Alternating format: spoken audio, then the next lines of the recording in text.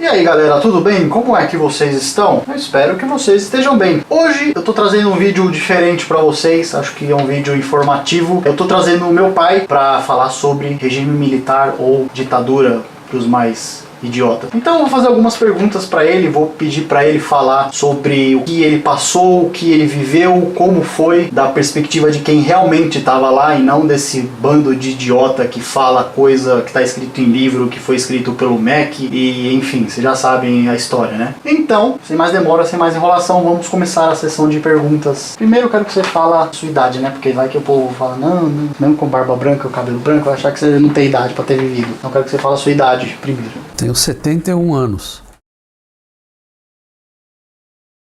Por que houve a tomada de poder dos militares? O que estava acontecendo que eles precisavam tomar o poder? Eu tinha 14 anos, de 13 a 14 anos quando isso ocorreu. Estava naquela época quando o Jânio, ele renunciou, quem tomou o poder foi o Jango Goulart, né? Jango Goulart, ele era o vice-presidente eleito, então ele tomou o poder, mas ele já tinha uma característica comunista assim bastante carregada, porque ele era genro já do Brizola, né? E o Brizola já tinha essa influência também. E começaram a existir nessa época uma espécie de bagunça já, né? Em que cada um queria tomar conta de alguma coisa.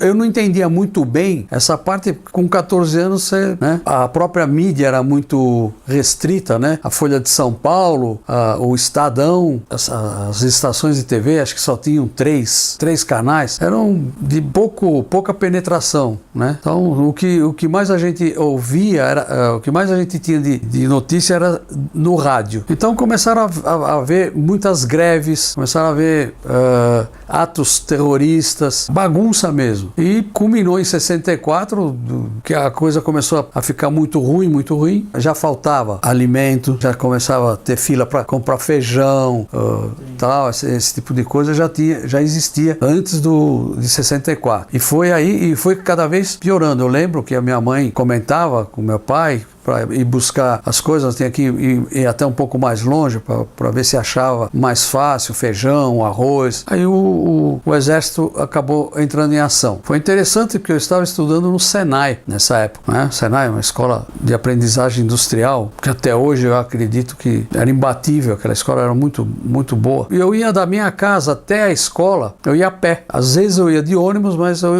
muitas vezes eu ia a pé. Eu morava no Pari, e do Pari até o Brás, né, onde tinha a escola Roberto Simons, tem ainda, né? Eu ia a pé. E eu, para chegar até essa escola, eu atravessava o Largo da Concórdia. E em 31 de março, quando houve a tomada do poder, eu espantei, porque eu entrei no Largo da Concórdia, tinha tanque de guerra, tinha carros blindados com soldados e tal, né? E eu continuei na minha, atravessei o viaduto, né? Que tem um viaduto lá, o viaduto do gasômetro, e fui para a escola. Eles fecharam a escola, não deixaram ninguém entrar, mandou todo mundo para casa. E aí a gente foi para casa e ficamos aguardando. Mas isso aí foi em 2, 3 dias já liberou. Não ficou tão... A única coisa que a gente notava muito é que nas rádios ficava tocando direto o hino nacional, né? O hino da bandeira, um hino do exército brasileiro. E não era assim uma coisa ruim, você não via ninguém bater em ninguém, ou tiros ou qualquer coisa. Foi uma tomada bem pacífica. E foi aí diante, né? Começou. Foi quando o primeiro presidente a tomar o poder mesmo foi o Castelo Branco, Humberto de Alencar Castelo Branco.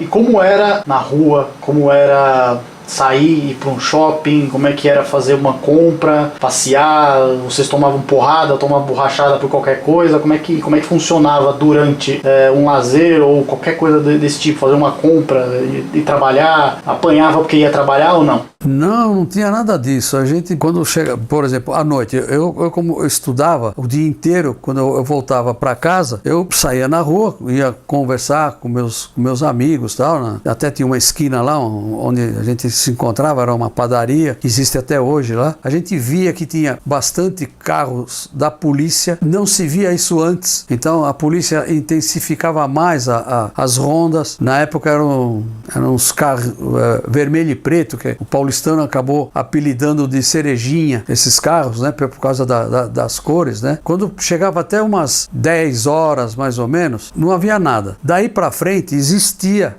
uma espécie de toque de recolher. Quer dizer, menores de 16 anos, eles não poderiam ficar depois das 10 ou da meia-noite, eu não me recordo bem. E se ficassem, teriam que mostrar a carteira de trabalho, que estava empregado e tal, senão era recolhido para a delegacia, né? Quer dizer, você não provava que trabalhava, já tinha uma disciplina aí, né? Não ficava qualquer um na rua. E depois da meia-noite, poderia ficar quem era maior de idade, desde que devidamente documentado, principalmente com carteira de trabalho.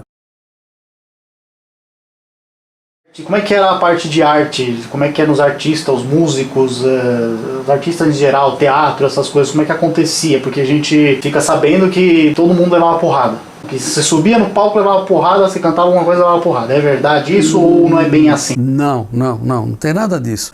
Foi inclusive nessa época, né, de 66, eu acredito, de 66 até 68, 70, é que tiveram os festivais de música na Record, onde o Chico Buarque apresentava as músicas dele, onde o Caetano Veloso apresentava as músicas dele, onde o Gilberto Gil, o Geraldo Vandré e outros artistas, né, apresentavam as músicas. O Caetano Veloso chegou a ganhar um festival, o Chico Buarque ganhou um festival, o Gilberto Gil ganhou também um festival nessa época. Todo mundo ia para o teatro, gostava de ver, porque era tudo livre, as letras das músicas, elas tinham um tom de crítica, né? Elas tinham um tom de crítica, mas nunca foram censuradas. Não houve censura dessas músicas, pelo menos dessas dos festivais. Isso com relação à música. Teatro. Eu mesmo fui assistir uma peça chamada Feira Paulista de Opinião, que trabalhava o Jô Soares e todo esse pessoal, né?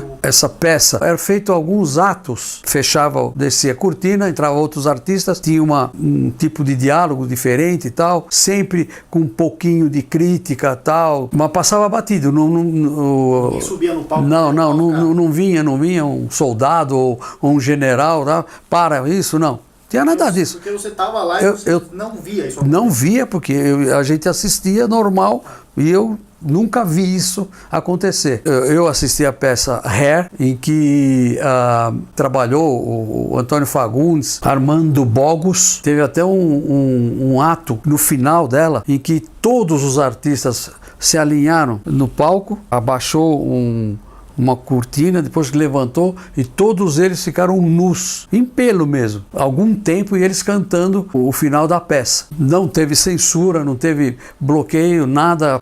Eu assisti uma peça no Teatro Oficina do Galileu Galilei. Galileu Galilei, quando ele colocou na época para a igreja, ele estava dizendo que a Terra não era mais o centro do universo e que a Terra girava em torno do Sol e tal. Então tinha aquela coisa da igreja não aceitar isso e tal. Então também era uma peça com um fundo de crítica bastante pesado. Também não foi censurada, foi feito normalmente. Todas essas peças que eu assisti, elas tinham artistas que até hoje ainda trabalham em novelas e nunca foram reprimidos nem nada. Então a gente pode dizer que o Caetano Veloso, o Chico Buarque, mais o Caetano Veloso e o Chico Buarque são hipócritas de reclamarem da ditadura, sendo que eles não foram tão censurados assim, ou não? Com certeza, eles, como eu disse, eles participavam de festivais, eles escreviam peça, o Chico Buarque escrevia peça, o Gilberto Gil fez grandes músicas, tal, tudo nessa época. Depois eles começaram a ter uma postura política um pouquinho mais agressiva, mas uma postura que, como eles eram artistas, eles influenciavam. Então, aí sim, por volta de 68 foi que aí houve mesmo um embate maior entre os comunistas, né, que faziam terrorismo, né, com a estabilidade que existia. Existia uma estabilidade ótima, e além disso, além dos festivais, das peças de teatro. Também existia já naquela época as mostras de arte plástica nas bienais no Ibirapuera, e onde o artista expressava o que ele queria. O exército não ia lá e tirava a obra do cara, da mostra, nem nada. Ficava exposto, e normalmente essa bienal ela durava assim coisa de 30 dias, o período, né, de mostra. Então também houve toda essa manifestação dentro das artes plásticas e não havia repressão em cima desses artistas. E sobre o emprego, trabalhar, como é que estava a indústria, o que aconteceu com a indústria, com a economia do Brasil quando estava durante o regime militar? O que aconteceu? Afundou tudo? Você não podia trabalhar, não tinha emprego? Como é que era que funcionava? Muito pelo contrário, a oferta de emprego era muito maior, a estabilidade no emprego era grande porque existia falta de mão de obra, né? Existia oferta de trabalho e faltava mão de obra, então o profissional era valorizado. Então a indústria cresceu muito. Inclusive nessa época foi fundada a Embraer, cujo presidente dela era um militar, ele era um engenheiro formado no ITA, o Osiris Silva, que deu um impulso muito grande na administração dessa empresa, que começou a exportar aviões e tal. A empresa que eu trabalhava, ela acabou crescendo mais ainda, porque as encomendas que a Embraer começou a receber eram tão grandes que dentro da própria empresa eles não tinham como fabricar determinados componentes em tempo hábil. Então eles contratavam empresas paralelas para fornecerem serviços para eles, né? E a empresa que eu trabalhei nessa época acabou crescendo quase 50% por causa dessa investida que a Embraer deu na época. Nós tivemos que comprar máquinas, ferramentas, dispositivos, instrumentos e principalmente a gente acabou abrindo um número de vagas para profissionais, né, industriais de 40 a 50 pessoas. A empresa tinha na época 200 funcionários. A empresa começou a faturar muito, tal. A Embraer era uma empresa que pagava rigorosamente em dia, não existia esse sistema corrupto de você ganhar a concorrência pagando por fora, tal. A nossa empresa foi sempre muito limpa nisso e a Embraer mesmo não aceitava esse tipo de... Caixa 2, propina... Não. E quando existia isso, imediatamente a empresa que entrava nesse esquema e funcionários da Embraer eram demitidos sumariamente. E a empresa era eliminada do cadastro. Isso eu presenciei. Inclusive um funcionário da Embraer saindo de dentro da Embraer num camburão. Um funcionário do setor de compras. Então, foi nessa época que foi instituído o Fundo de Garantia, o FGTS, que fazia o quê? Ajudava o funcionário. Quer dizer, não reprimia, não tirava dele nada, muito pelo contrário, a empresa tinha que pagar uma parte, o funcionário também pagava uma partezinha e tal, mas funciona até hoje. Quanta gente está tendo benefícios com a introdução do Fundo de Garantia. Então você aí que está reclamando que acha ditadura, não sei o que, tá lá indo sacar seu FGTS, você é um hipócrita. Também teve uma coisa interessante, a empresa ela não tinha capital suficiente para desenvolver um projeto novo, porque isso demanda muito dinheiro em engenharia, em processo, em ferramental e uma série de coisas. Na época, o governo acabou introduzindo uma espécie de um plano pelo BNDES chamado FINEP. O FINEP, na realidade, era um programa do BNDES que beneficiava não só as indústrias, não. Artistas. Até hoje eu tenho discos desses de vinil que foram o que o artista, a banda, o grupo, foi financiada pelo FINEP. O FINEP, na realidade, significa Financiamento de Estudos e Projetos, em que você apresentava o projeto e eles faziam uma análise extremamente meticulosa para ver, inclusive, a viabilidade econômica, financeira, tudo, para a própria empresa que fosse desenvolver esse projeto e programava o financiamento desse estudo, desde a contratação de profissionais até a entrega do produto. Inclusive, no nosso caso, o FINEP contemplava você expor esse equipamento em uma exposição apropriada. No nosso caso foi na Feira da Mecânica. Nós expusemos 2 grandes máquinas operatrizes, para vocês terem uma ideia, pesava em torno, assim, as duas junto de umas 60 toneladas. Então era o governo incentivando a indústria para alavancar mais ainda o progresso. Acho que por volta de 64, logo no comecinho da ditadura, né, que o pessoal fala hoje, foi instituído o BNH. O BNH era um Banco Nacional da Habitação. Ele contemplava um financiamento já da casa própria. Naquela época já existiu esse programa do BNH. Eu mesmo cheguei a comprar um apartamento pelo BNH em 1975, 76, que depois eu não queria mais aquele apartamento, eu resolvi vender. Era tudo muito fácil de resolver, sem muita burocracia, consegui passar para frente esse apartamento pelo BNH. Inclusive nessa época as melhores estradas rodoviárias, né, foram feitas pelos militares. Eu posso dar exemplo de pelo menos 2 que eu lembro bem, que foi a Castelo Branco, né, a rodovia Castelo Branco, e a rodovia dos Trabalhadores. Foram estradas de nível internacional, de engenharia, de segurança. Nessa época ainda é que surgiu uma frase chamada milagre econômico, e não foi nada mais, nada menos que um crescimento brutal na economia brasileira. As indústrias, principalmente automobilísticas, deram um grande passo para frente com o investimento de fora, o incentivo ao industrial brasileiro de construir equipamentos, de comprar equipamentos, também foi muito grande. As obras de hidrelétricas famosas, Furnas, Itaipu, foram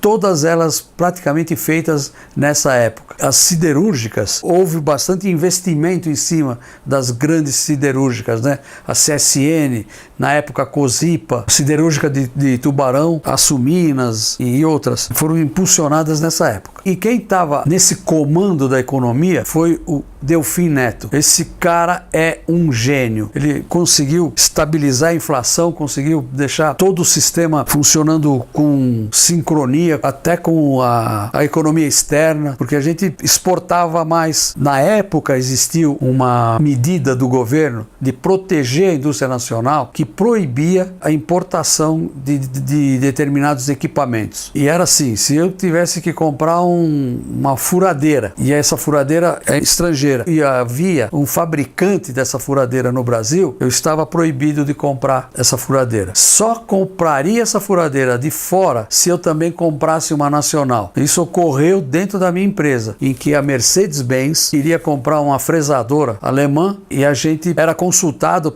na época, eu não lembro bem, mas acho que era o Cassex. Eles consultavam a gente, como a gente tinha um cadastro no BNDES de fabricante, que dava direito para a gente financiar uma empresa o nosso equipamento. Quer dizer, foi nessa época instituído esse programa. O empresário queria comprar uma máquina, ele não tinha dinheiro para comprar à vista, então ele recorria ao BNDES, que fornecia financiamento chamado Finame, que existe até hoje, que financiava o empresário comprar o equipamento, pagando para quem fabricasse no ato que o equipamento saía da empresa. Era vantagem para os dois lados. Quem comprava tinha uma carência de 6 meses a 1 ano para começar a pagar, quer dizer, ele tinha tempo suficiente para fazer o equipamento começar a render, para depois começar a pagar as prestações, que em geral eram de 5 anos. E o fornecedor, o fabricante, recebia no ato da emissão da nota fiscal. A empresa soltava a máquina para o cliente, o Finame já com a nota fiscal já mandava todo o dinheiro para a empresa. Então isso foi instituído nessa época e por isso o desenvolvimento foi muito grande. Eu estava dizendo da Mercedes, que queria comprar essa fresadora, eles queriam comprar e compraram essa fresadora alemã, e aí eles consultaram a nossa fresadora e compraram uma fresadora também. Então, acabamos ganhando a venda dessa máquina em cima da proibição que existia do governo de não deixar importar. Isso é mentira. Podia importar, desde que você fizesse uma aquisição similar. Nessa época, eu podia fazer hora extras na empresa, porque primeiro que faltava mão de obra. Nessa empresa que eu trabalhei, eu fui convocado para, se eu quisesse, participar de um programa de manutenção preventiva durante a parte da noite, aos sábados e domingos, que eles iriam me pagar hora extras para organizar esse sistema de manutenção preventiva, que era lubrificar máquinas, limpeza e outras coisas. Com esse trabalho, para se ter ideia, eu trabalhei durante praticamente 1 ano e pouco, eu chegava a fazer 180 horas extras mensais, e eram pagas, e essas horas eram